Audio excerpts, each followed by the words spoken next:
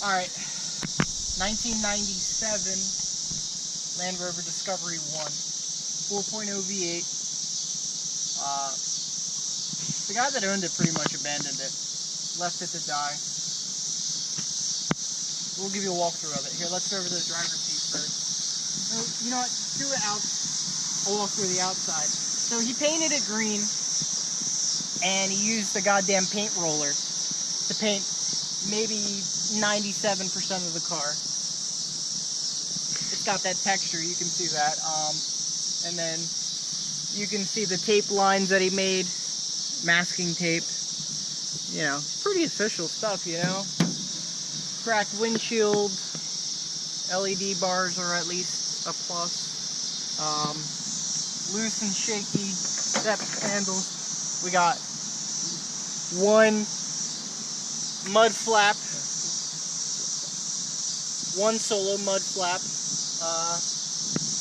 Bring it around to the back. It still has the OEM cap. That's always a plus. Of course, it's got a cherry bomb exhaust. I haven't even been under this thing yet to tell you if it still has its caps on it. Yeah, you know it's got to be camouflage, though.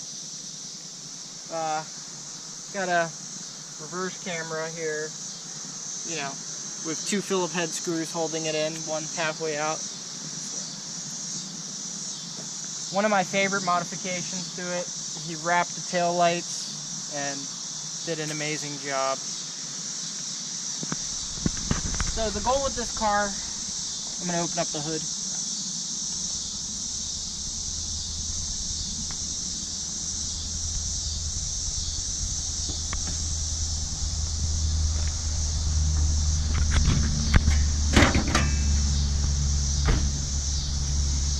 The goal with this car is to kind of get it in a very respectable state for $1,500. And that is between modifications and maintenance. Oh my god. And yeah, I know what you're thinking, you know, Land Rover, maintenance, $1,500. Probably all shouldn't go in the same sentence, but we're gonna do our best here. You know, you see his great craftsmanship. When you don't have a bolt for your negative terminal, you put a pair of vice grips on the battery. That'll hold it on there real well. Ow, that was hot. It's a perfect place to store your power steering fluid if you need extra. A couple of rags behind the electrical wires. You know, trust me, that'll be going. It looks like we have some valve cover leak, but fortunately on this, there's no head gasket leaking yet. This is probably borderline fire hazard, especially with all the paper tape holding it up. I'm just going to probably rip it all off and throw it all away.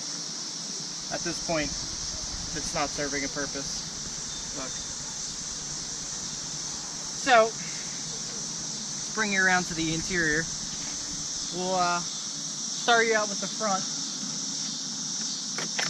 I always forget that these don't even open. We're gonna have to take the door panels apart, see why the door handles don't open. Got, you know, seat switches in worse condition. We got the AutoZone special switches here. They're not even completely bolted in. The guy wanted his radio back when I bought it off him. I said he could have it, so thus the gaping hole. Armrest barely hanging on for dear life. Probably gonna get some P38 Range Rover seats in this thing, if I could find them for cheap. Rear seats, surprisingly, aren't in bad condition at all. So that's a plus.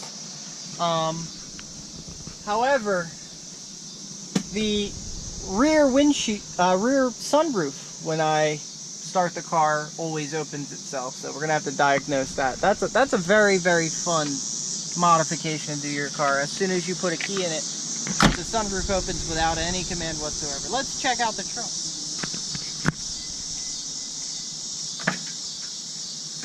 as you can see, we have the, you know, Land Rover Special dangling dome light, not glued in or tacked down any bit whatsoever. Mind you, I've only drove this car for maybe 25 miles since I've had it.